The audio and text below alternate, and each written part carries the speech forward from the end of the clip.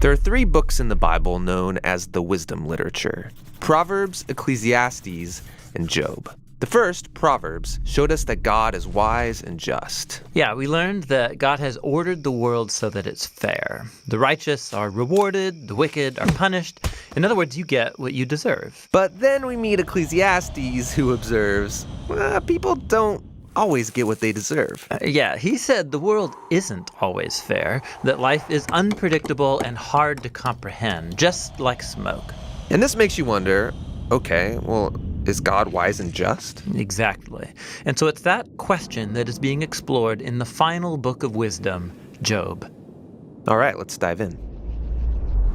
So Job begins with a strange story that takes place up in the heavens, which are described something like a heavenly command center. So God is there with these angelic creatures called the sons of God, and they're all there reporting for duty. And God points out this guy Job, his servant, showing how righteous and good he is. And then one of these angelic creatures approaches. He's referred to in Hebrew as the Satan.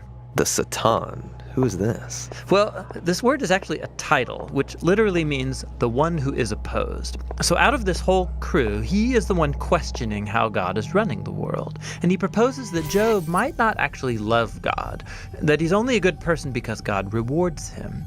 If God were to take away all of the good things he gave to Job, then we would see his true colors. So he thinks Job is just working the system? That's exactly right. Maybe he's obeying just to get what he wants. So God agrees to this experiment and allows the Satan to inflict suffering on Job. And Job loses everyone and everything that he cares about. It is devastating. And remember, he deserves none of this. God himself said so. The remarkable thing is that in the midst of all this suffering, Job still praises God. At least for chapters 1 and 2. But then in chapter 3, we find out how he's really feeling inside. He unleashes this poem that reveals this devastation. It's a long, elaborate curse on the day that he was born. After this, some of Job's friends come to visit him to offer their help. And all of them are like, Job, you must have done something horribly wrong to deserve this. After all, we know God is just, and we know the world is ordered by God's justice and fairness, so you must be getting what you deserve. And for the next 34 chapters, the friends and Job go back and forth in very dense Hebrew poetry. His friends keep speculating about why God might have sent such suffering, and they even start making up lists of hypothetical sins that Job must have committed.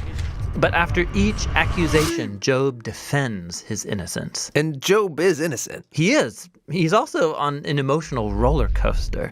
At some moments, he's very confident that God is still wise and just. Yeah, in other moments, he's doubting God's goodness. He even comes to accuse God of being reckless, unfair, and corrupt. So by the end of the dialogue, Job demands that God come and explain himself in person, and God does so. He comes in the form of a great storm cloud.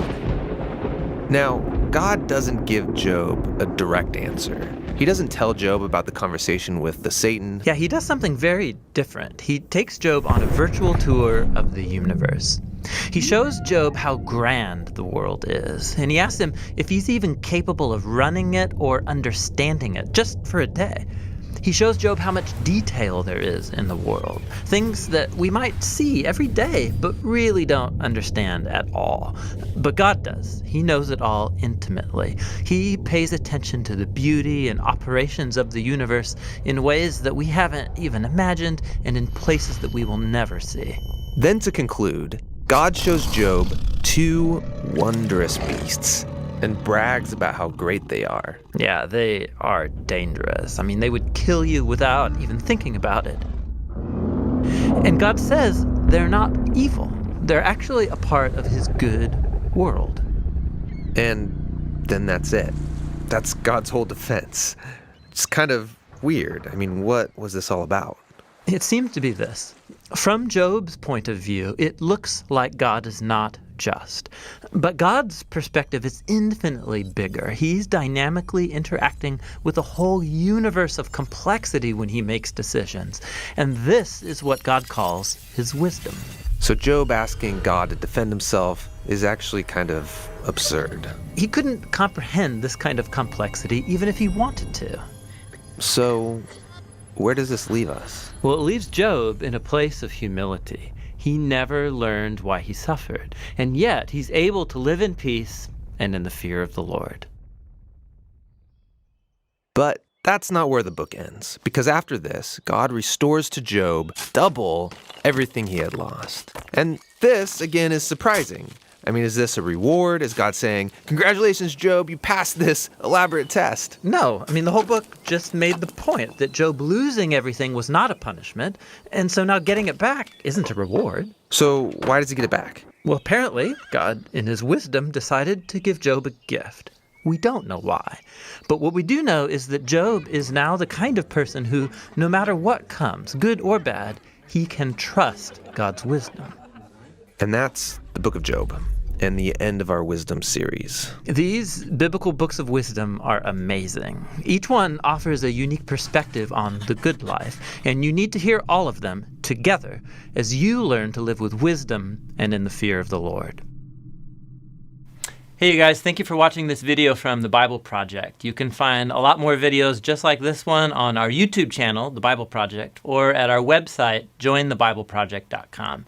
This was the final video in our Wisdom series. It's been super fun to make. We hope they were helpful for you. We're making videos like this because we believe the Bible is a unified story that leads to Jesus and has wisdom for the modern world. So we're making videos that explore every book of the Bible, its unique design and main ideas. We're also making theme videos that explore key ideas that run through the whole storyline of the scriptures. We have more videos planned, and we can do it because of your support. You can give a one-time gift, or you become a monthly supporter and help us with this entire project. The goal is to make the whole video library available for free to anybody, anywhere. Go to jointhebibleproject.com. You can download a full resolution version of this video, all kinds of other resources. It's there for free for you. Thanks for your support.